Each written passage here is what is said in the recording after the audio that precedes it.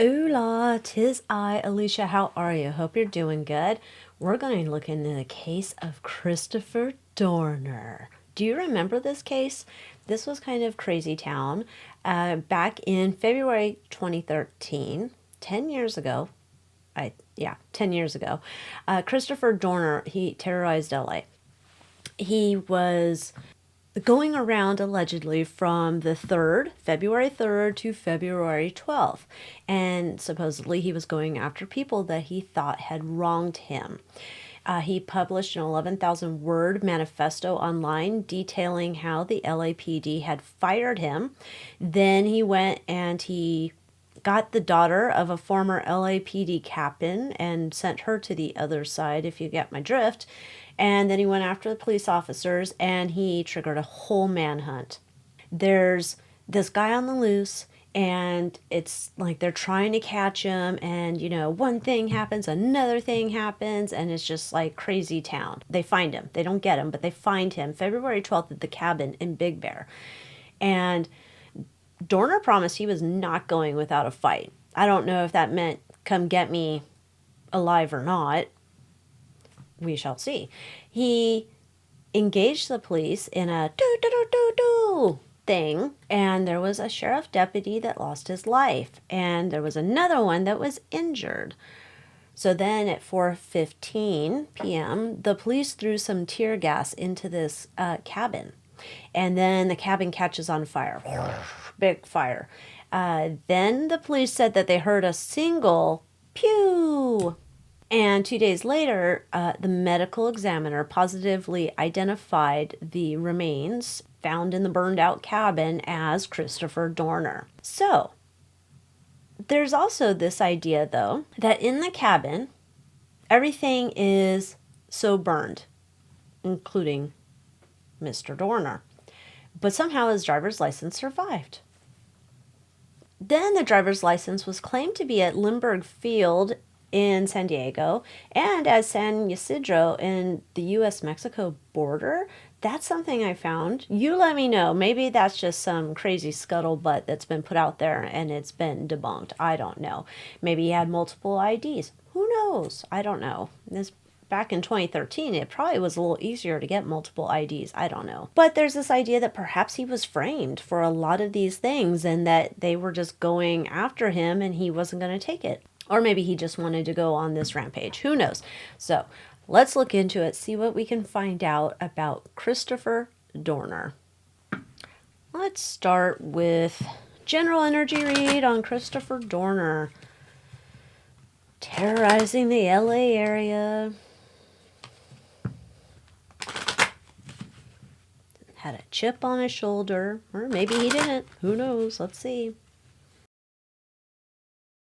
You know that Bon Jovi song, Blaze of Glory? That's playing in my mind right now.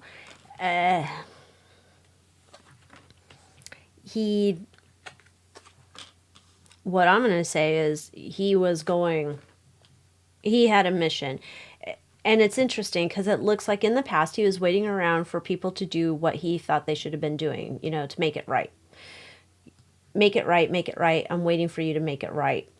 And then the government here, or you can say LAPD, whoever, whatever his beef was, this is why he goes on this deal. And he lays low. He's not afraid of going to the other side over this entire thing. He did not want to get caught. He did not want to go into the justice system, did not want to get caught. He was just going to keep moving forward until he goes out in his blaze of glory. His primary obstacle was getting someone high enough up in the government to acknowledge and remedy whatever these grievances are that he had. He also has this idea here that they're holding back, that they know the truth and they're not sharing the truth. So, okay. That's tracking there. Let's look into his driver's license situation. Was there multiple driver's license? Did one survive in the cabin? I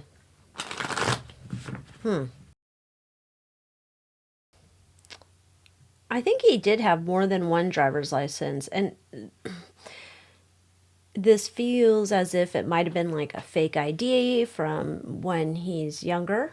Not something he's using on a daily basis, but I don't know what other purpose it is, but it feels like there was a fake ID as well. So I think they find one, and I don't know that it was in perfect condition. I don't know the condition of the one they find in the cabinet, but I think they find one there, and then I think they find another one that's from, like, before you're old enough to, go to the bars or get a drink or buy smokes or whatever. I think there's two IDs here.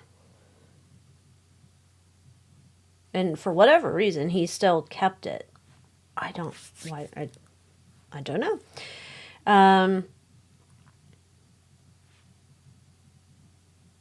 But either way, it's doesn't seem to be like that big of a thing now that I see the cards.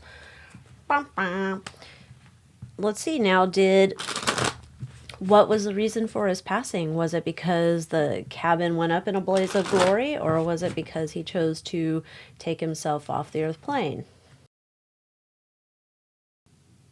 He took himself off the earth plane. He was not going to let them take the win. I know that sounds like a weird way to phrase it. He wasn't going to let them take the win. He was in control of this. He was not going to... He's not going to let them take the win. No. And I think that this is like... Let me see. This is interesting. This is him deciding to do this. Also, that I believe that manifesto must have said everything that he had on his mind that he wanted out there. So there's that. Yeah, and he wanted them to find him muerto in there. Okay, so there's this idea that no matter how great of an organization you think you are, A, you're not taking me into custody. B, you're not going to, have the satisfaction of you being the ones who escorted me to the other side. So, okay. Let's see, now that he's on the other side, what's he thinking? Does he have any regrets? I wonder. There's slight regret here. He still believes that they were in the wrong. He still believes definitely that they were in the wrong. It's that he's holding on to. There's this idea, though, that had he not gone this route, perhaps he could have, over a period of time, been able to expose what was going on. There's a certain level of immaturity coming through here in terms that, what I did was not the best. There's not really a total lack of remorse here, though. It's just, I could have gone about it in a different way, but there's this feeling that they pushed him into this position. So they pushed him into that position. Is that because they're taunting him? He knows what type of group he's up against. I don't know. There's still, yeah, I mean, he's just not, he does not forgive them for whatever they were doing to him that he perceives, and he would have gone about it differently, but it would still be the same fight. He would just go at it a different way, I guess. Okay, well, that's interesting. Oh, my goodness. So, I don't know. That was a crazy time, though. I'll tell you that. That was a crazy time. Anyhow, with that, thank you for watching, and I will see you next time. Adios.